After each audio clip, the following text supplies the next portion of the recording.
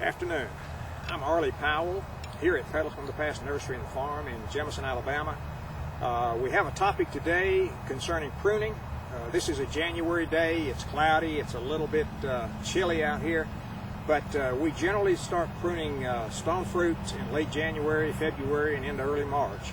So this is prime time, and what we'd like to show you is not just pruning, but training. That is how you develop the scaffold branches on a tree. The tree beside me is a Galactica Peen 2 peach.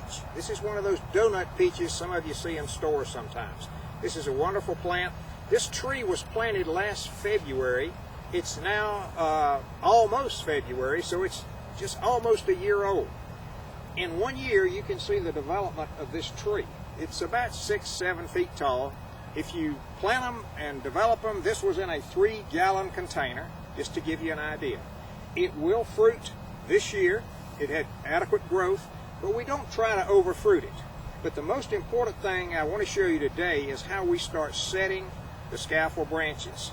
And that is the pruning cuts we make to develop an open center, also called a vase type training, with peach, nectarine, plums. All of them have similar training.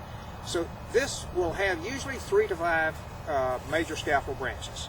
So let me just begin by showing you some cuts that we make as I move around the tree. First thing I'm going to do is to start taking out some of the inside growth of this tree, because what we want is an open center here. Sunlight can come in, air can blow through the tree, and I will take out some of the smaller branches, and then I'll start removing some of the sub-scaffolds here that we do not need. For example, we will make a cut right here, and I will leave a little stub as I make that cut so that I'm not cutting right into what is known as the collar of the plant. And for example, let me just show you right here. This is the collar of the plant, right here, right where the little branch has a juncture with a large branch. When I cut, and I make a cut on this tree, I do not cut it flush like that. I come out just a little bit and I leave a small stub just like that. That stub is a proper way to get healing when you're pruning a tree like this. So don't cut it flush. For example, this would be cutting it flush. Everything is gone now. And you've opened up a portion of the major branch or trunk to invasion of fungi and bacteria, which can cause major problems for your tree. That's the technique. Just remember that. So I will continue taking out parts of this tree, leaving those little stub cuts, and as you can see, I'm trying to design this tree for those scaffold branches that I mentioned to you. Now, what we're going to do here is we're going to take out a major branch right here. And this tool is so new, it has oil on it, that when I put pressure on it, it backs away. So what you have to do is just come in like this. Now, when you make a cut and you pull one of the scaffolds away, what we're trying to do here is to come in and take out this undesirable center of this tree that we do not want. This is a scaffold we want to keep. This is a scaffold we want to keep. Wonderful. We do not need any low-hanging branches, so we will come in and we'll take off, remember, leaving a little stub, low-hanging branches. And same here. Now, the rest of this scaffold, that's beautiful. All I'll have to do now is to reach up here, and I'm going to cut this just like this at an angle, so that I've reduced the height to about 6 or 7 feet. And that's the cut you make. And when you make a cut, make a slanting cut. Don't cut it flat. Rainwater sits on top of flat cuts. When it rains on this, it'll run off of where you cut it. Now, I'm going to move around the tree just a little, and to show you as we continue to prune, we've got way more branches than we need here. Here's what I'll leave. I'll leave the one coming toward me.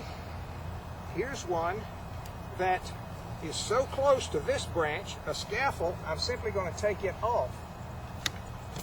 But notice I have a scaffold here and a scaffold here, one above the other. You do not want one branch above the other, so what we do, we pick the more desirable upright, and we want this branch growing up and out. That's the way you design a peach tree. So what we do, we'll come in and we'll cut off this low branch, again leaving us a nice stub in there, just like that. Now this branch is a very healthy branch, but this is what you have to do too, and if you don't get quite enough of the branch, you go back and you recut, just like that. These, I will leave a little bit of the inside growth here. Notice where we broke it off, I'm cutting those off. Here's a great scaffold here. We have a perfect 3 scaffold tree. This scaffold, and this scaffold. But because we've got kind of a void right here, for a time, I'm going to leave this smaller scaffold to fill this up, and we may eventually keep all 4, or we may gradually phase this one out.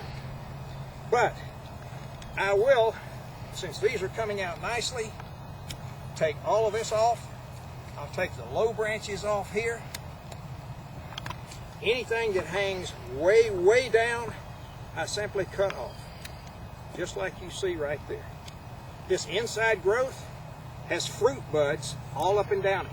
We will leave that. Some of this has fruit buds, the inside. But again, as I come up to this scaffold, I'm going to turn this scaffold out. I'll leave this one, and I'll make a cut right here. And I'll throw this tree out to this direction. And that is what you want to do. That's a very desirable cut. We could take more of these off, and what I generally do is I cut them back, like you see right there, and I leave some of this as fruiting wood. All of this will fruit. But I'm going to do the same thing on this one. This one's very high, so let's just cut it off right here. And that's all I've got to do, and I can take this one off right here. And our tree is at about 6 feet. We've got some inside shoots here. The thing I want to do now is observe the tree and see if it still has too many branches in it, and open it up. And for the most part, I would leave most of these. I would take out perhaps one here and there, just to thin some of the branches out here. But that's all I would do. Same way with this one. If I have too many branches in an area, I'll take part of them out. But this is a very young tree that is quite adequate. I see we've got this one, so let's take this one out right here. They're right against each other.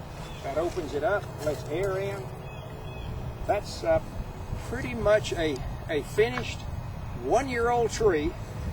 Topping the scaffolds, bringing the scaffolds down, making them grow out, continuing to open the center, but leaving a little fruiting wood in the center. And fruiting wood, all of these branches all have flower buds on them.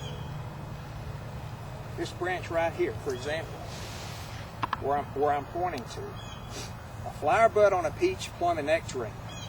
There will be a little center bud that's a leaf bud. Then on either side, there will be 2 plump buds, and those are the flower buds that produce the fruit.